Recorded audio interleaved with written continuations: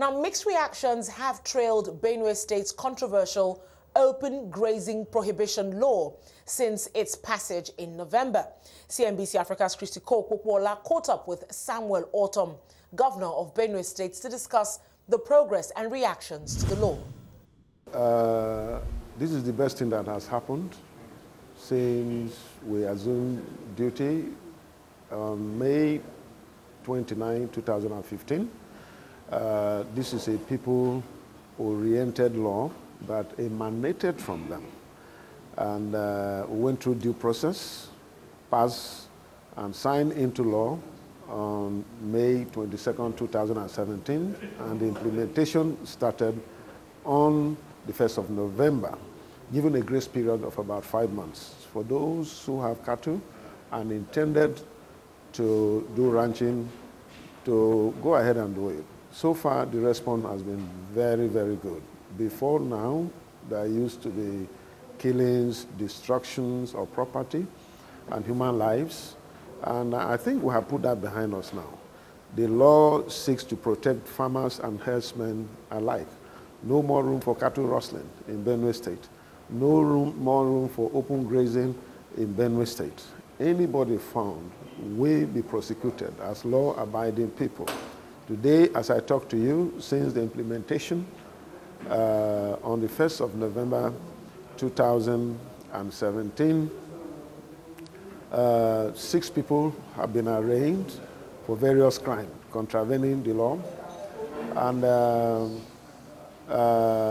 about 11 people are in police net already and are to be arraigned before the court of law. And so it is going on well, despite threats from some disgruntled elements, but they are entitled to their threats. Some have taken us to court. We are there with them in the court, and I believe that we have done what is right, and our people are very happy. There is relative peace today in Benue State, and we believe that that peace has come to stay. Now, talking about controversy, Mr. Governor, it's been only a month now, actually, since the law came into full effect, and we have heard you make talks and hint about going to the ICC at The Hague if the need be. What led to the controversies surrounding that? I've not talked about International Criminal Court yet. Why should I do that? When people are already complying with my law, it goes. As far as I'm concerned, there is no issue. The security agencies are cooperating with me. The local arrangements are made on ground, are cooperating with the security agencies to ensure that we enforce this law. The judiciary are complying with the provisions of the law. So why should I need to talk about going to ICC? There is no point.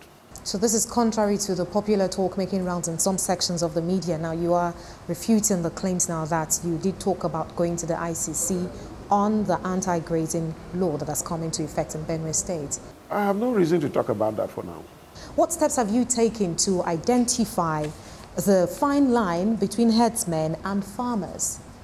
Are there any areas of conflict, in your opinion, from your experience? Well, as far as I'm concerned, the farmer is identified in my state, and the herdsman is someone with cattle moving around doing open grazing.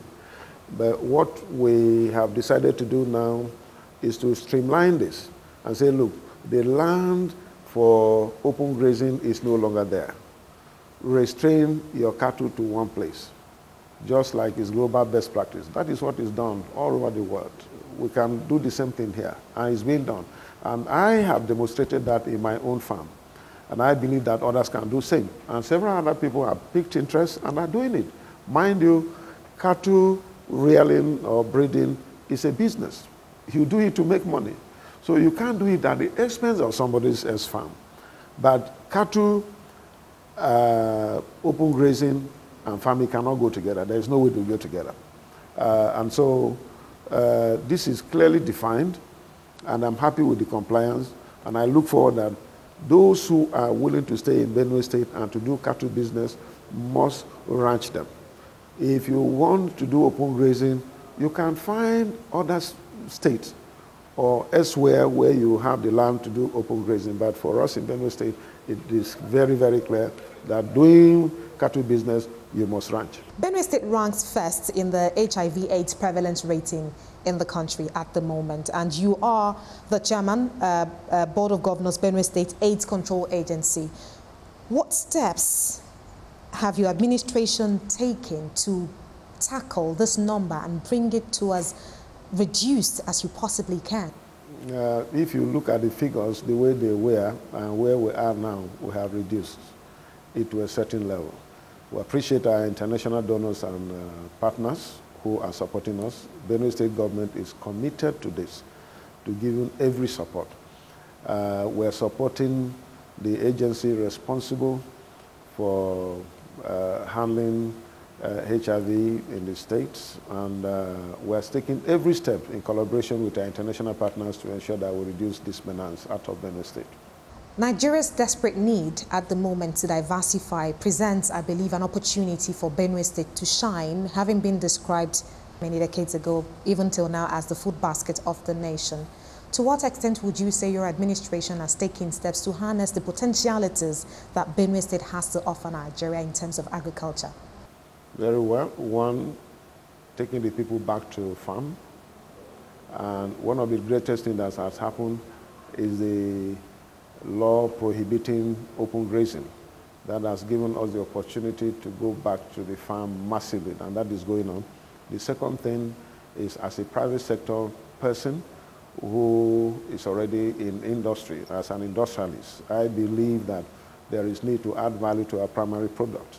And I'm encouraging our people, and that is why I brought in Bank of Industry to Benue State, Bank of Agriculture, and I'm encouraging them to take advantage of the opportunities that are provided by Central Bank and Commercial Bank to go into micro, small, and medium-scale enterprises that can process some of these primary products.